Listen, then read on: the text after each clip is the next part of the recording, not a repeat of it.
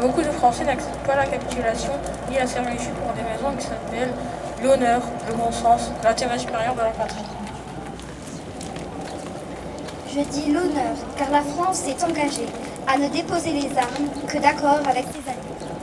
Tant que ses alliés continuent la guerre, son gouvernement n'a pas le droit de se rendre à l'ennemi. Je dis le bon sens, car il est absurde de considérer la lutte comme perdue. Oui, nous avons subi une grande défaite, mais il nous reste un vaste empire, une flotte intacte, beaucoup d'or. Il nous reste des alliés dont les ressources sont immenses et qui dominent les mers. Je dis l'intérêt supérieur de la patrie, car cette guerre n'est pas une guerre franco-allemande qu'une bataille puisse décider. Cette guerre est une guerre mondiale. Si les forces de la liberté triomphaient finalement de celles de la servitude, quel serait le destin d'une France qui se serait soumise à l'ennemi? L'honneur, le bon sens, l'intérêt supérieur de la patrie commande à tous les Français libres de continuer le combat, là où ils seront et comme ils pourront. Il est par conséquent nécessaire de grouper partout où cela se peut une force française aussi grande que possible. Tout ce qui peut être réuni en fait d'éléments militaires français et de capacités françaises de production d'armement doit être organisé partout où il y en a. Moi, général de Gaulle, j'entreprends ici, en Angleterre, cette tâche nationale. J'invite tous les militaires français des armées de terre, de mer et de l'air. J'invite les chefs, les soldats, les marins, les aviateurs des forces françaises de terre, de mer, de l'air, où qu'ils se trouvent actuellement à se mettre en rapport avec moi. J'invite tous les Français qui veulent rester libres à m'écouter et à me suivre. Vive la France, libre dans l'honneur et dans l'indépendance. Du 18 juin 1940. Les chefs, qui depuis de nombreuses années sont à la tête des armées françaises, ont formé un gouvernement. Ce gouvernement, alléguant la défaite de nos armées, s'est mis en rapport avec l'ennemi pour cesser le combat. Certes, nous sommes submergés par la force mécanique, terrestre et aérienne de l'ennemi. Infiniment plus que leur nombre, ce sont les chars, les avions, la tactique des Allemands qui nous font reculer. Ce sont les chars, les avions, la tactique des Allemands qui ont surpris nos chefs au point de les amener là où ils en sont aujourd'hui. Mais le dernier mot est-il dit? L'espérance doit-elle disparaître? La défaite est-elle définitive? Non. Croyez-moi, moi qui vous parle en connaissance de cause et vous dis que rien n'est perdu pour la France. Les mêmes moyens qui nous ont vaincus peuvent faire venir un jour la victoire. Car la France n'est pas seule. Elle n'est pas seule, elle n'est pas seule. Elle a un vaste empire derrière elle. Elle peut faire bloc avec l'empire britannique qui tient la mer et continue la lutte. Elle peut, comme l'Angleterre, utiliser sans limite l'immense industrie des États-Unis. Cette guerre n'est pas limitée au territoire de notre malheureux pays. Cette guerre n'est pas tranchée par la bataille de France. Cette guerre est une guerre mondiale. Toutes les fautes, tous les retards, toutes les souffrances n'empêchent pas qu'il y a dans l'univers tous les moyens pour écraser un jour nos ennemis. Foudroyés aujourd'hui par la force mécanique, nous pourrons vaincre dans l'avenir par une force mécanique supérieure. Le destin du monde est là. Moi, général de Gaulle, actuellement à Londres, j'invite les officiers et les soldats français qui se trouvent en territoire britannique ou qui viendraient à s'y trouver, avec leurs armes ou sans leurs armes. J'invite les ingénieurs et les ouvriers spécialisés des industries d'armement qui se trouvent en territoire britannique ou qui viendraient à s'y trouver, à se mettre en rapport avec moi. Quoi qu'il arrive, la flamme de la résistance française ne doit pas s'éteindre et ne s'éteindra pas. Demain, comme aujourd'hui, je parlerai à la radio de Londres. Maire honoraire de la ville et qui est également à la tête du souvenir français de la section nilvangeoise.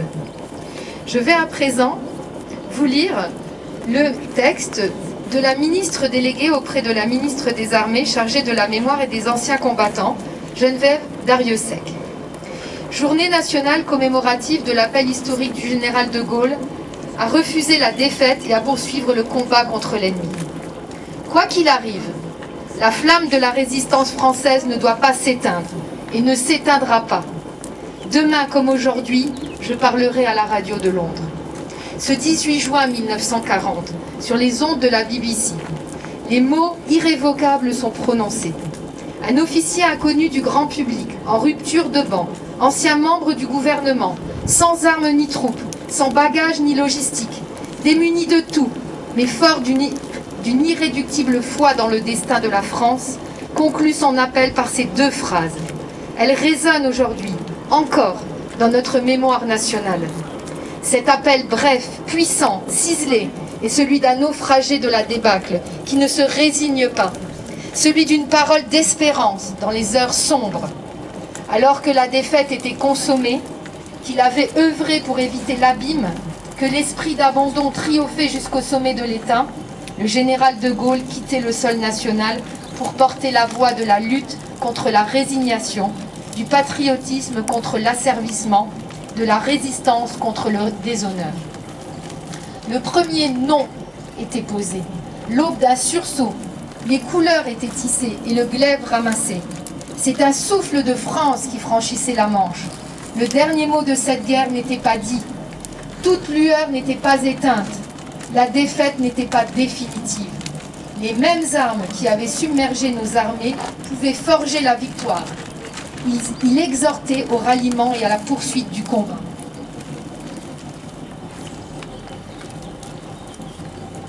L'appel du 18 juin est l'étincelle d'une épopée, celle de la France libre, puis de la France combattante.